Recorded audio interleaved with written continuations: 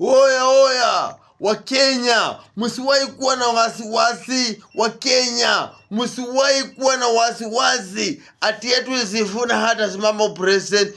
Edwin Sifuna nia yake ni kukuwa president wa hii Kenya. Unaona, juzi tulikuwa huko wapi? Huko kwa Kikuyu inaitwa wapi? Sijui hata kwa mazishi. Alisema nini? Yeye hanataka watu waongee. Si ndio kweli? Alafu mlisikia jana akiwa kule Kisii aliambia Matiang'i, ulinipiga tear gas, ukanifanyia mambo mabaya, lakini nimekusamea. Na yeye akiwa kwa Kikuyu aliomba msamaha kwa Rigathi juu alihusika kumwimpeach. Simuliona? Sasa wananchi, msikuwe na wasiwasi na Edwin Sifuna. Edwin Sifuna ni mtu mchasiri. Edwin Sifuna ni kiongozi Mungu amempatia akili yenye mtu mwingine ana.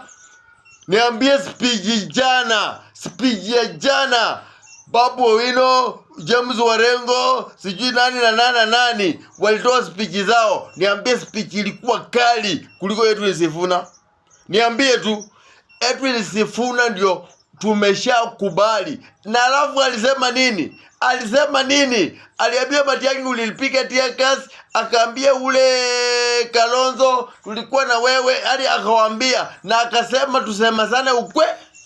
Akaambia Osoro, hawezi kula kitu kimoja. Akaambia Simba Arati, wewe ni msaliti. Edwin Sifuna, wazee wa Kenya, msiwori kumsupport. Jamani mwanaume, jamani ndume, anasema mambo yenye iko truth. Alisema tu vizuri. Anataka Matiang'i ashike mkono, anataka Kalonzo ashike mkono wengine, anataka Gachagua ashike mguu, anataka nani ashike sio mguu wengine. Yeye ako tayari kuwekelea mguu na uwe. Na tutasoko tumeenda na nyama nyumbani. Support yo jamaa. Wenye wa support yo Sifuna ni wajinga. Finish nyinyi. Amuelewi.